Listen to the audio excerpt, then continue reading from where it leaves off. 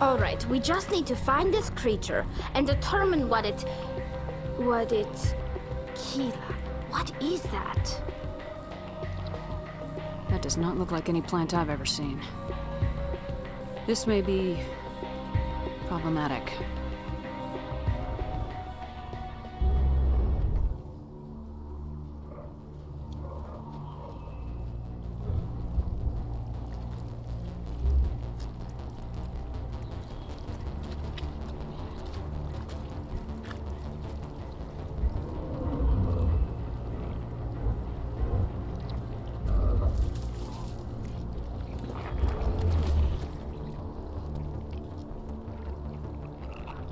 Invaders, your every step is a transgression. 1,000 feelers appraise you as meat, good only to dig or decompose. I speak for the old growth as I did for Saren. You are within and before the Thorian. It commands that you be in awe. You gave something to Saren. Something I need. Saren sought knowledge of those who are gone. The old growth listened to flesh for the first time in the long cycle. Trades were made. Then cold ones began killing the flesh that would tend the next cycle. Flesh fairly given. The old growth sees the air you push as lies. It will listen no more. I won't let you keep your thralls. Release them, now. No more will the Thorian listen to those that scurry. Your lives are short, but have gone on too long. Your blood will feed the ground and new growth.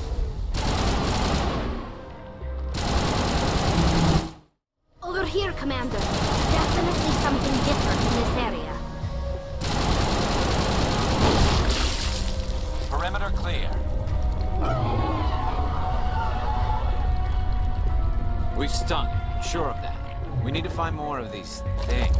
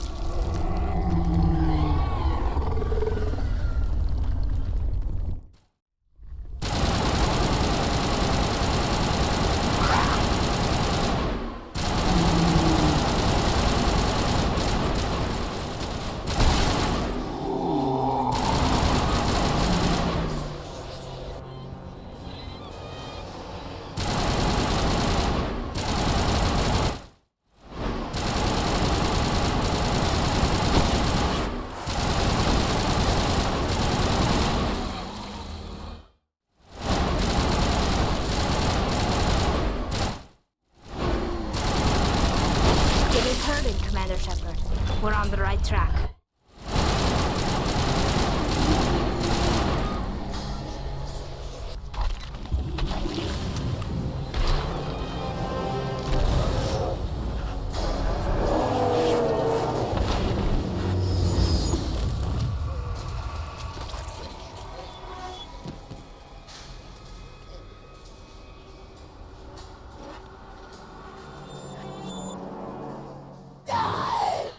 I'm free. I suppose I should thank you for releasing me. Is everything all right? Are you hurt? I am fine, or I will be, in time. My name is Shiala. I served Matriarch Benezia.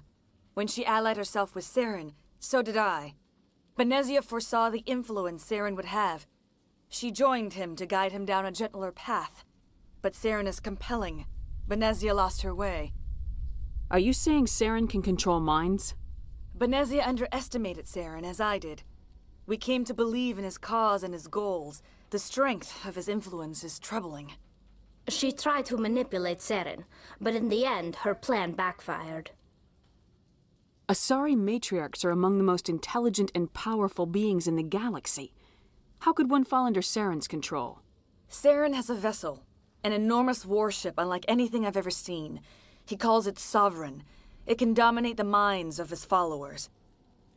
They become indoctrinated to Saren's will. The process is subtle, It can take days, weeks, but in the end, it is absolute. I was a willing slave when Saren brought me to this world. He needed my biotics to communicate with the Thorian to learn its secrets. Saren offered me in trade. I was sacrificed to secure an alliance between Saren and the Thorian. Saren's pretty quick to betray his own people. He was quick to betray the Thorian, too. After he had what he wanted, he ordered the Geth to destroy all evidence of its existence. Saren knows you are searching for the conduit. He knows you are following his steps. He attacked the Thorian so you could not gain the cipher. What's the cipher? And why did Saren need it? The beacon on Eden Prime gave you visions. But the visions are unclear, confusing. They were meant for a Prothean mind. To truly comprehend them, you must think like a Prothean. You must understand their culture, their history, their very existence. The Thorian was here long before the Protheans built this city. It watched and studied them. When they died, it consumed them. They became a part of it. So the Thorian taught Saren to think like a Prothean. How? The cipher is the very essence of being a Prothean. It cannot be described or explained. It would be like describing color to a creature without eyes. To understand, you must have access to endemic ancestral memory, a viewpoint spanning thousands of Prothean generations. I sensed this ancestral memory, the cipher, when I melded with the Thorian. Our identities merged, our minds intertwined. Such knowledge cannot be taught. It simply exists. I need that knowledge to stop Saren. There is a way. I can transfer the knowledge from my mind to yours, as I did with Saren. Try to relax, Commander.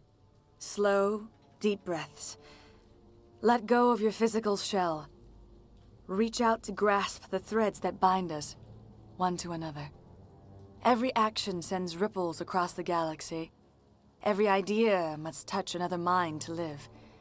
Each emotion must mark another's spirit. We are all connected. Every living being united in a single glorious existence. Open yourself to the universe, Commander. Embrace eternity.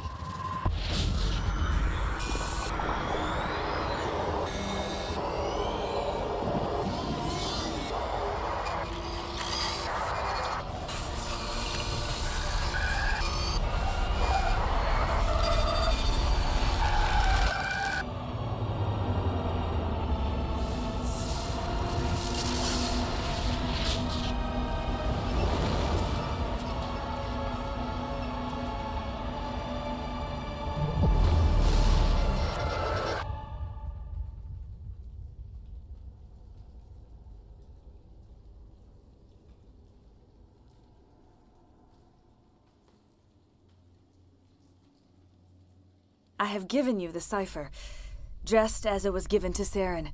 The ancestral memories of the Protheans are part of you now. What was that? Commander Shepard, are you all right? I saw something. It still didn't make any sense. You have been given a great gift.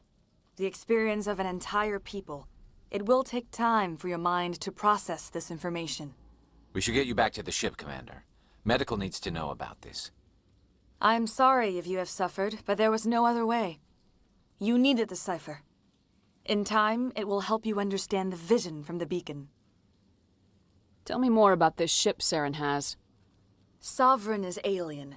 I do not know how it was built or where it comes from. Its design does not match that of any known spacefaring species. It dwarfs any vessel in the Citadel or Alliance fleets. Its weapons are devastating, its defenses virtually impenetrable. With it, Saren believes he is unstoppable. You said Saren uses it to manipulate his followers. The indoctrination. There is an energy about Sovereign. You feel drawn to the ship. It makes Saren's arguments more persuasive, more compelling. Spend enough time in Sovereign's presence and you will lose yourself. There is no other way to explain it. I want to know more about Benezia. Benezia was greatly respected among our people. A powerful biotic, even for an Asari. She was widely known as a teacher of philosophy and religion. She always sought the paths of peace and harmony. She joined with Saren because she hoped to turn him away from his path of destruction. Instead, she became one of his most powerful allies. As I mentioned before, Matriarch Benezia underestimated Saren. Be sure you do not make the same mistake. What else can you tell me about Saren? There is little I could tell you that you do not already know. He's powerful, he's charismatic, and he is dangerous. Once I followed him, blind to his true nature. But now I see he's leading the galaxy into an age of darkness and suffering. I want to know more about you. There is nothing remarkable about me. I was merely one of Matriarch Benezia's disciples. For nearly 2 centuries I followed her, learning at her feet. When Benezia revealed her plan to join Saren, she gave her disciples a choice. Only those who were willing had to follow her. Many felt her plan was too dangerous, but I believed in her. I thought she could turn Saren away from his insanity. Instead, we joined him in it. Is there anything else you can tell me about the Thorian? When the creature enveloped me, I became part of it, but I still don't truly understand it. So alien, so ancient. Its exact age is impossible to know. It measured time differently. 10,000 years of hibernation broken by a few frantic centuries of activity. Its mind was awesome, magnificent. It transcended all classification. And now it is gone. Don't tell me you feel sorry for that thing. The Thorian was a unique life form. A sentient being that lived for 50,000 years, maybe more. There is nothing even remotely like it in the known galaxy. I am grateful you saved me from a life of thraldom. Yet I cannot help but feel some sorrow for the loss of such a rare and remarkable creature. Now that you're free of the Thorian, what are you planning to do next? If you allow it, I would like to stay here with the colonists. They have suffered greatly, and I played a role in their suffering. I would like to make amends. The colonists will need all the help they can get. They'll be happy to have you on their side. Thank you, Commander. May fortune smile upon you. I can't believe it. Jong says we'll have all the money we need to keep this place running. It's because of you, Shepard. I can't thank you enough. It doesn't hurt anymore. I can think my own thoughts again. And with company money coming in, there's no need to choke down Varen meat. Thanks for everything. We owe you our lives. Thank you for everything you tried to do here. I'm free. Thank you for giving me my mind back. Finally, that damn thing is out of my head. I can think without pain. I still need the power cells for this generator, though. I found these power cells in the tunnels. Are they what you're looking for? I knew they'd turn up eventually. Here, Fidan gave me some requisition money. It's all yours. Now if I can kick these power cells into place, I'll have this colony up and running in no time. Have you given any thought to helping us with our water troubles? The water's back on again. Really? I'll need to get the relays going then. Thanks for your help, Commander. Here's a small payment for your trouble. Thank you for freeing us.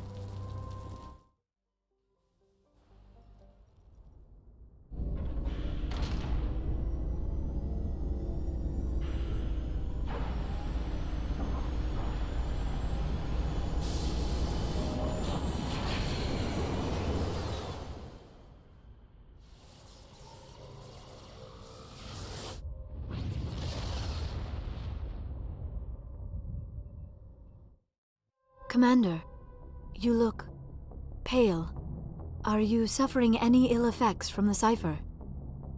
The cipher shook me up a bit. I might be able to help you. I am an expert on the Protheans. If I join my consciousness to yours, maybe we can make some sense of it. Do it. Hurry. We don't have much time.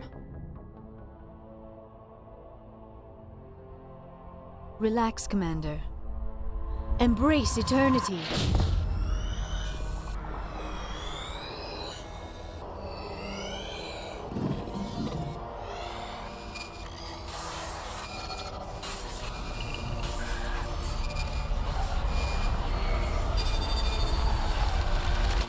You are remarkably strong-willed, Commander.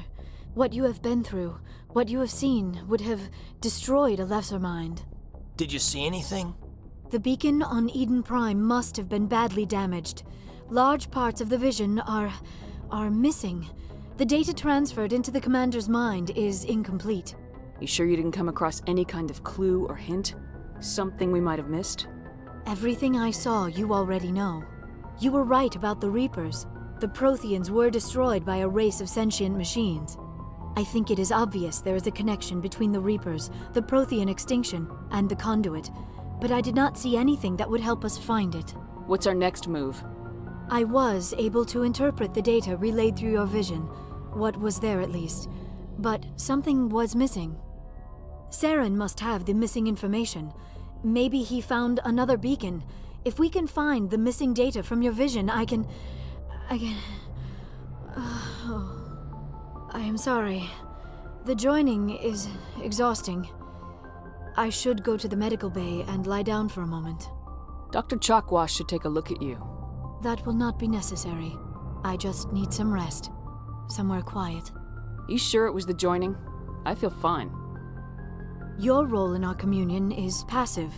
I am the one who must submerge myself in your mind, drown myself in your thoughts. It is more difficult than it looks.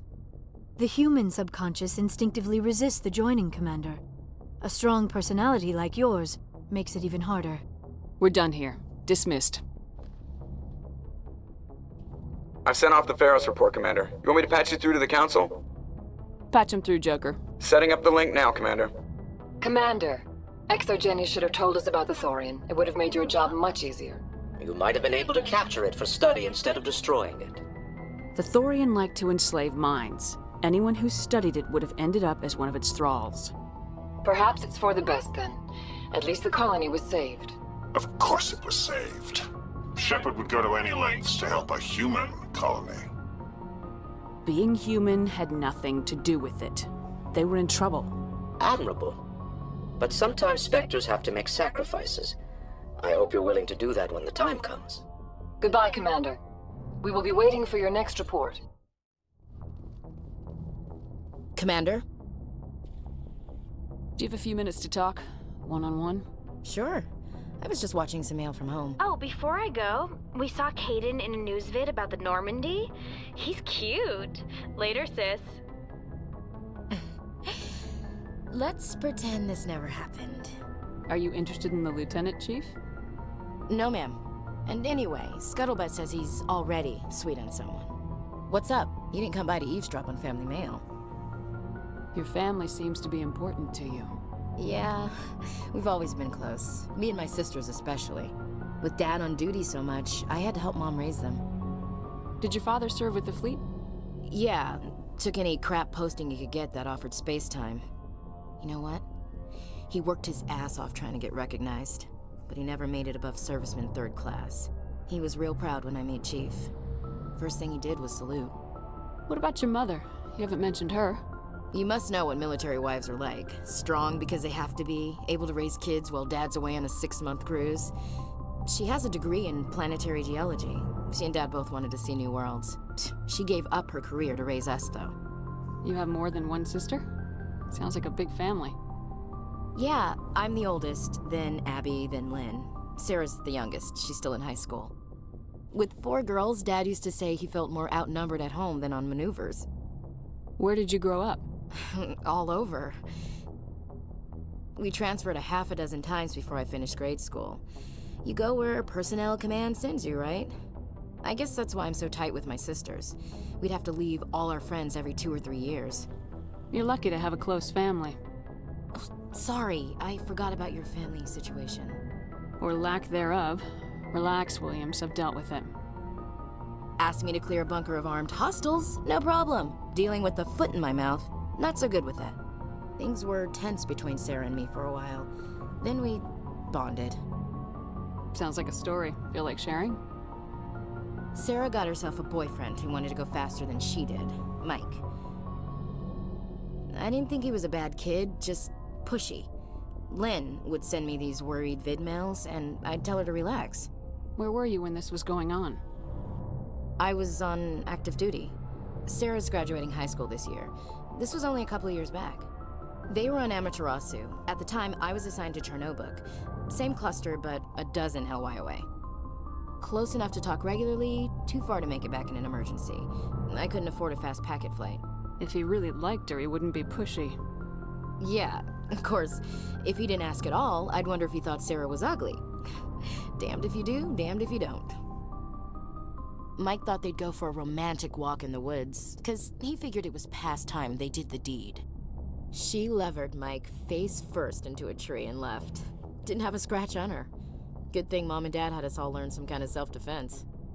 I took emergency leave and walked Sarah to school for a few days. Why didn't you tell the police?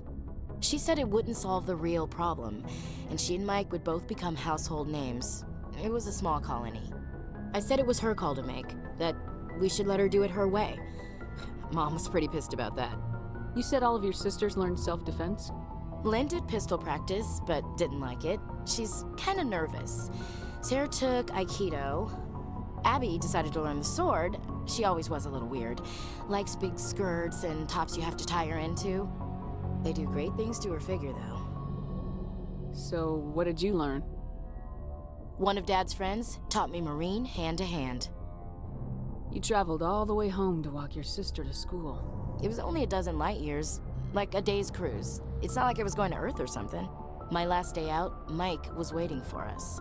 Sarah had told her friends, so everyone at school knew what he did. He wasn't happy. I wanted to snap him in half, but Sarah gave me this look, this let me handle it, I need to do this alone look. She kept her cool, God bless her, as he screamed in her face. She just let him vent. Then he tried to punch her. I swear, she just flowed around him. Next thing I knew, he's face down on the sidewalk, and there's blood everywhere. That's unbelievable. Sarah must be as good as you. Better. I'm more or less a straight-up puncher. When he swung, she wasn't there anymore, and he fell. She helped him stop the bleeding and had me call an ambulance. She told the paramedics he fell. Before they took him to the hospital, Mike touched Sarah's arm. I thought he was gonna end up on the ground again. But he hung his head, whispered, "I'm sorry," and started crying. And she hugged him. The Williams women are a decisive bunch, Commander. We do things when we're ready. Not before, not after. Your sister's something else. But you didn't mention your father at all. Was he on deployment? Dad always wanted to serve in space, but he wanted us to have real ground under our feet. He'd say, space is beautiful, but you can't raise a family there.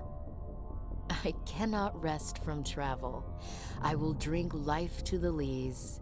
All times I have enjoyed greatly, have suffered greatly, both with those that loved me and alone.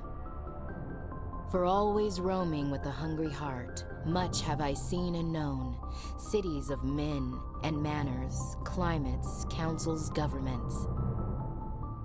I never thought I'd hear you reciting poetry. Just because I can drill you between the eyes at 100 meters doesn't mean I can't like sensitive stuff. Just don't spread it around. Ulysses was my dad's favorite poem. Every time he shipped out, he recorded me reading it. He had a dozen versions when he retired. Does he still like it? I sure hope so. I read it to his grave every time I go home. Dad passed on a few years back. He's probably still watching, though. You mean from wherever we go after death? Dead on, Skipper. He's with God now. That's not a problem with you, is it? That I believe in God? You know that old saw, there's never an atheist in a foxhole? Well, I've been in a lot of foxholes.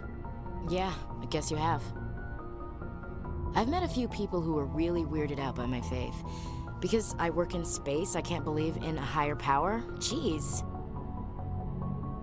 Hello, have you people looked out the window? How can you look at this galaxy and not believe in something? I should get back to my duties. Didn't mean to take up so much of your time.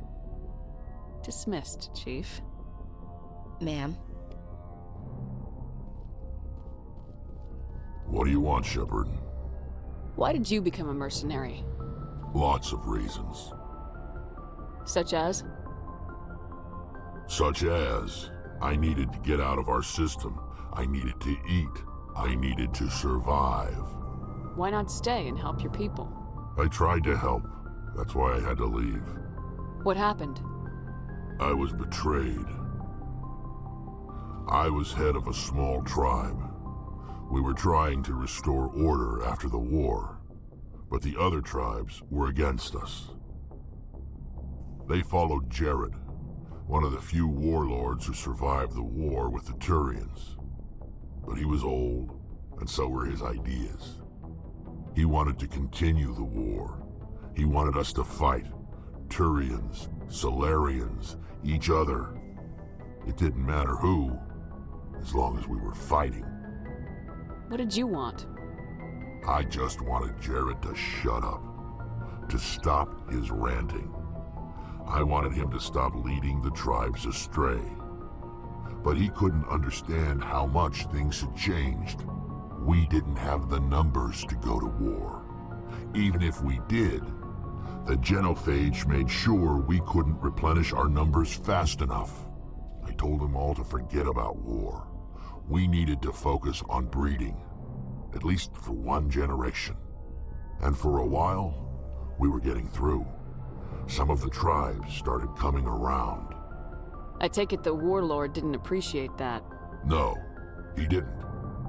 He arranged a crush with the tribes, a meeting on neutral ground. He wanted to talk. We met at the Hollows, near the graves of our ancestors. The skulls of our dead laid bare to remind us where we come from and where we all go. It's as sacred as any Krogan place can be. Violence is forbidden. Sounds like a trap to me. You must have suspected as much. I did. But when your father invites you to a crush, well, there are some laws that even we hold sacred. Jared was your father? He was. Until that day. We talked, but we didn't get anywhere. When it was clear that I wouldn't join him, he gave the signal. His men leapt from the graves of our ancestors like Krogan undead. The few that were loyal to me died quickly. I escaped with my life, but not before I sank my dagger deep into my father's chest. That is why I left, and that's why I'll never go back. You must have family other than your father. Don't you miss them? You trying to make me cry, Shepard? I've got some unfinished business with my family, but that's all. What kind of business? Before I left, I made an oath to my father's father. I swore to recover my family's battle armor. It was taken from him after the uprising. What's so important about this armor? It's a relic. Useless, really. But it was worn by 5 generations of my family before the war. It's rightfully mine. Originally, it was taken by the Turian military. We weren't allowed armor or weapons after the war. Now, it's in the hands of Taun Actus, a Turian scum who collects relics from the war. He's made millions selling Krogan artifacts that were stolen from my people. He's got several bases where he stores his goods, all fortified and guarded. I just don't know which base has my family's armor. Just tell me where to start looking. I'll upload the data to your nav system. But Commander, I want to be there when you find him. So long, Rex. Shepard. Commander, good to see you. You've been with C-Sec a while. Have you seen much action? Well, not as much as you, but yeah, I've seen some interesting things. I bet you have. Anything in particular that stands out? I remember this Solarian geneticist I was sent to investigate. That case was a bit disturbing. What happened? Why were you investigating him? I was tasked with tracking black market trade on the Citadel. Most of it harmless, nothing I needed to pursue. But during the course of my investigation, I noticed an increase in the trade of body parts, organs mostly. We usually get a few of those, but not the numbers I was seeing. We weren't sure if there was a new black market lab or if some freak was harvesting organs from citizens. You've seen this before on the Citadel? Every so often, some lab sells unwanted parts through the black market, but they're not as bad as the psychos. I remember this one Elcor diplomat we caught in my first year on the job. He was hacking people up and selling their organs. Had the station in a bit of a panic. But this case wasn't that clear-cut. Turns out there was more going on than we first realized. So how did you figure out what was happening? First, we got a hold of a sample and ran DNA tests. The weird thing was, the match led us to a Turian who was still alive and was very convinced he'd never lost his liver. After a bit of digging, I discovered this Turian worked briefly for Dr. Salion, the geneticist. So I went to his lab hoping to find evidence of cloned organ development, but there was nothing. No Salarian hearts, no Turian livers, not one Krogan testicle. You're kidding, right? Why would anyone want Krogan testicles? Some Krogan believe that testicle transplants can increase their virility, counteract the effects of the genophage. It doesn't work, but that doesn't stop them from buying. They'll pay up to 10,000 credits each. That's 40,000 for a full set. Somebody's making a killing out there. What'd you do about the geneticist? I brought in some of his employees for interrogation, to see if I could get them to talk. While I was interviewing one of them, I came across something suspicious. Good thinking. Lackeys are always easier to scare. Exactly. Though in this case it paid off in a different way. One of my detainees started bleeding profusely during the interview. We offered to patch him up and he got frantic, freaked out. I ordered a full exam to find out what was going on. Our medics found incisions all over his body, some of them fresh. That was our big break. These people weren't just Dr. Salion's employees. They were test tubes. Walking, living test tubes. He was growing parts inside these people? Exactly. He cloned their organs right inside their own bodies. Then he harvested them and sold them off. Most of the victims were poor. He'd pay them each a small percentage of the sales, but only if the organs were good. Sometimes an organ wouldn't grow properly, so he'd just leave it in them. Most of them were a mess, but only on the inside, hidden so nobody could see it. I hope he got what he deserved. That's the worst part. We never caught him.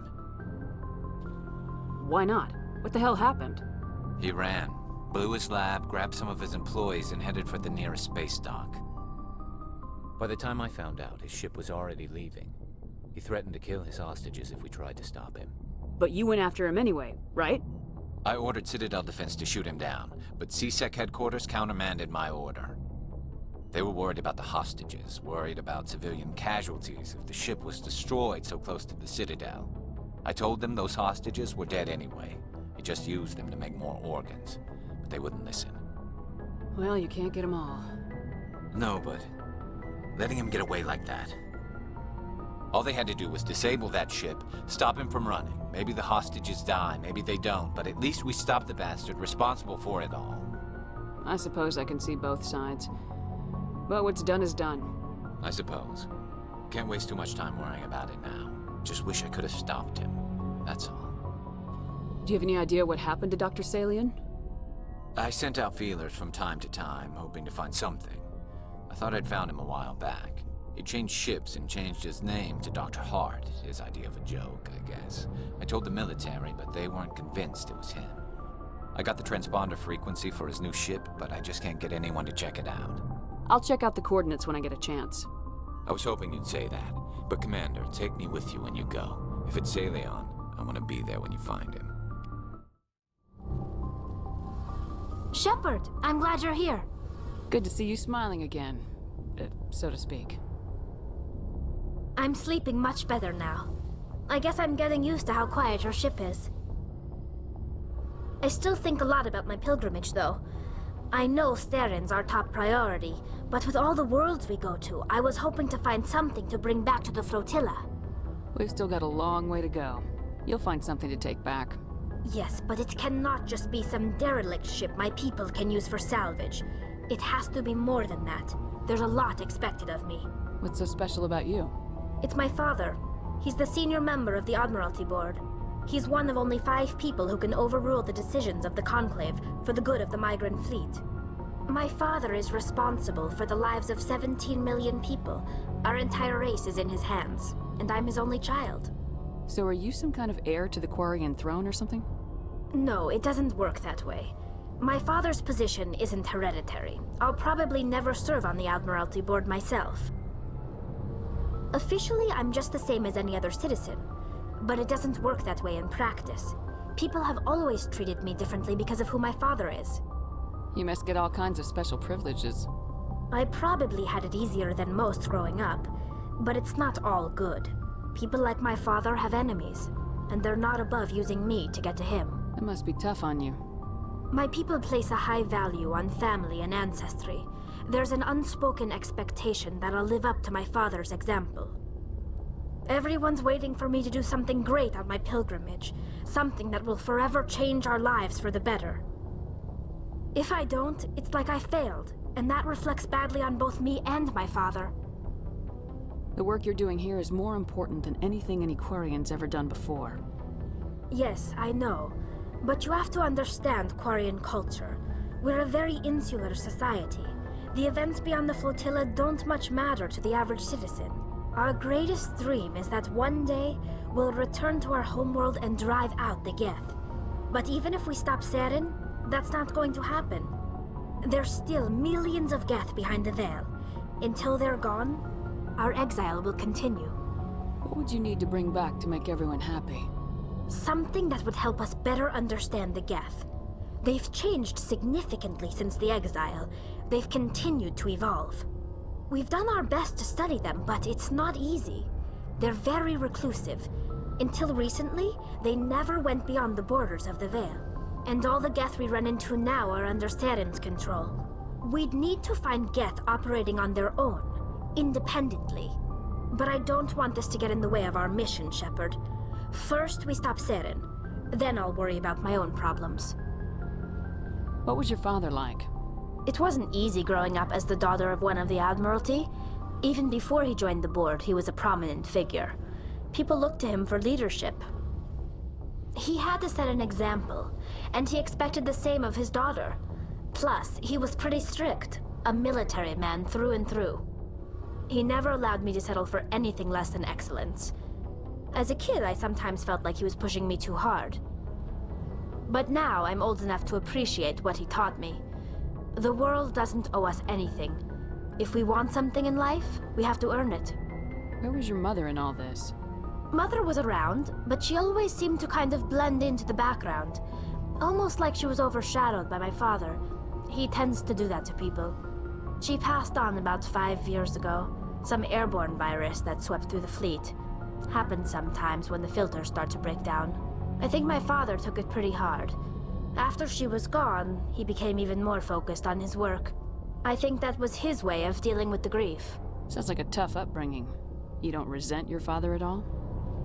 Like I said, it wasn't easy. My father's not the kind of person you bond with. And he wasn't around all that much. Too busy. People counted on him, and he took his duties seriously. Even when he was around, he always seemed a bit distant. Like his mind was always somewhere else. Come to think of it, I can't ever remember seeing him smile. Not once. It's like he was always weighed down by all that responsibility. I mean, I know he cares about me, but he never really showed it, not in the usual way. I guess the best thing I can say about my father is that I respect him. I should go. See you later.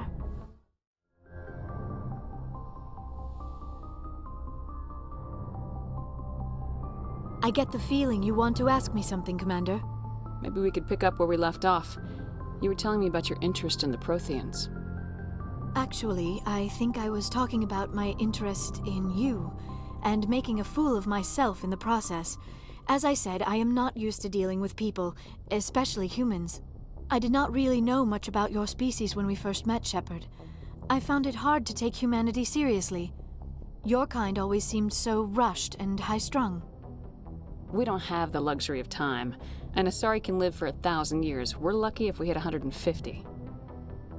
That is true. At first I thought that was a weakness of your species. After spending time with you and your crew, however, I think it may actually be an advantage. You humans are creatures of action. You pursue your goals with an almost indomitable determination.